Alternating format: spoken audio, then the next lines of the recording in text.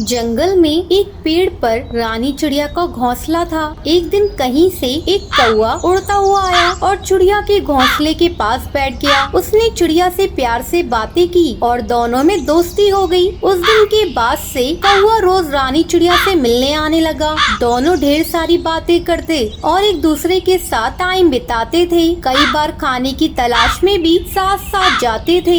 एक दिन कौवा और चिड़िया खाने की तलाश में निकले। उड़ते उड़ते वो एक गांव में पहुँचे। वहाँ एक घर के आंगन में चटाई पर मिर्चें सूख रही थी। जब कौवे की नजर लाल मिर्च पर पड़ी, वो चिड़िया से बोला, देखो देखो लाल मिर्च। दोनों नीचे चटाई के पास आकर बैठ गए। चिड़िया बोली, चलो एक कंपटीशन करते हैं, देखे कौन ज्यादा मिर्चें खा पाता है। ठीक है, लेकिन जो जीता वो दूसरे को खा जाएगा। कौवा कंपटीशन के लिए तैयार हो गया। चिड़िया ने सोचा कौवा मजाक कर रहा है, इसलिए वो भी तैयार हो गई।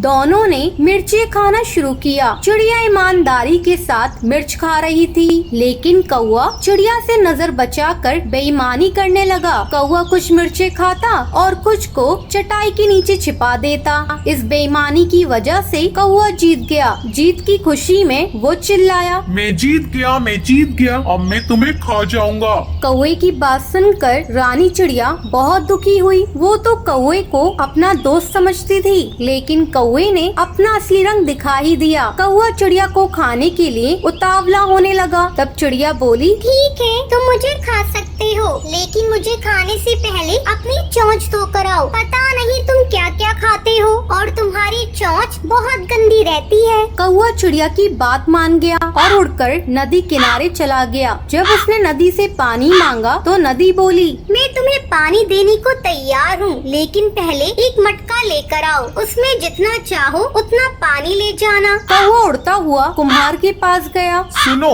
मेरे लिए एक अच्छा सा मटका बनाओ। कुम्हार बोला, मैं तुम्हारे लिए मटका बना दूंगा, लेकिन उसके लिए मुझे मिट्टी की जरूरत होगी। अभी मेरे पास मिट्टी नहीं है, मुझे थोड़ी मिट्टी ला कर दो। कौवा उड़ता हुआ खेत में पहुंचा और अपनी चोंच से मिट्टी खोदने लगा। तभी धरती बोली, पूरी दुनिया जानती है तुम कूड़ा और गंदगी खाते हो। मैं अपनी मिट्टी पर तुम्हें चोंच नहीं मारने दूंगी। अगर तुम्हें मिट्टी चाहिए तो फावड़ा लेकर आओ। कौवा लोहार के पास गया और उससे बोला, मुझे एक फावड़ा बना कर दो। लोहार बोला, अगर तुम्हें फावड़ा चाहिए तो मुझे आग ला कर दो। कौवा पास में एक किसान के घर गया। वहाँ किसान की पत्नी खाना बना रही थी। कौवा उससे बोला, मुझे आग चाहिए। किसान की पत्नी ने चूल्हे में जलती हुई लकड़ी निकाल कर कौवे की चोंच पर रख दी। आग की चपटें उसके पंखों पर लग गयी। कुछ ही देर में कौवा जलकर राख हो गया। तो इस तरह कौवे को अपनी धोखे की सजा मिल जाती है। तो ये थी आज की कहानी। अगर आपको ये कहानी पसंद आई हो तो इसे लाइक और ऐसी कहानियाँ देखने के लिए मेरे चैनल को सब्सक्राइब करना ना भूलें।